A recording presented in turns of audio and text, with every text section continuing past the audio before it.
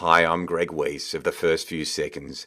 Enjoy this short snippet of my interview with Andrew O'Keefe, author of Hardwired Humans.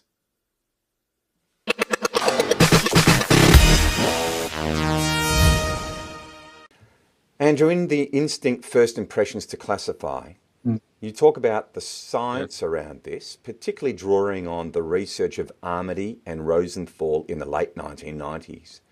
Would you be able to actually explain a little bit about what that research was? So the early research, and if people are looking for research on this, it's around the concept of thin slicing. How much information, how much exposure to something do we need? And the answer is a very small amount to make up our minds. And so one of the early studies, certainly almost like the anchor research that people go back to and leads from, is the research at Harvard, excuse me, which was asking the question or answering the question of how much time do people need to make up our minds. And so the first step of this research in the setting of teaching was that the researchers looked at 13 teachers and the views of the students who spent a full semester with these 13 teachers. And you'd think, to spend a whole semester with a teacher, you would know the teacher pretty well at that point. So that almost becomes a control group. And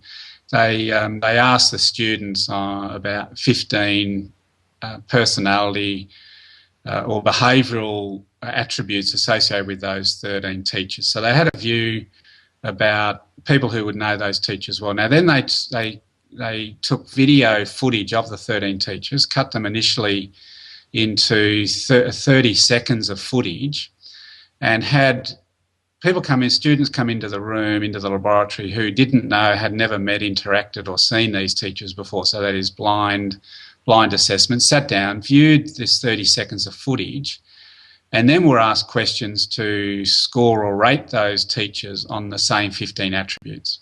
Now, what's in a way amazing, disturbing, is that with only 30 seconds worth of information, those students, not knowing those teachers, based only on video footage, were first of all quite confident in being able to score them on those 15 attributes, and secondly, more importantly, were uncannily similar to the views of the students after a full semester. So then the next step was, well, 30 seconds, and maybe we don't need 30 seconds. They then cut down the footage to 15 seconds and 6 seconds, and still the assessments, a little bit different between 6 seconds and 15, but between 15 seconds, 30 seconds, or 13 weeks, the assessments were very similar on the 15 attributes, some more so than others, but very similar after these very thin slices of information, which then fits in terms of personal branding. Is people make up their minds very quickly. Continuing this, what are the implications for personal branding? Yeah, so it says we've only got first few seconds.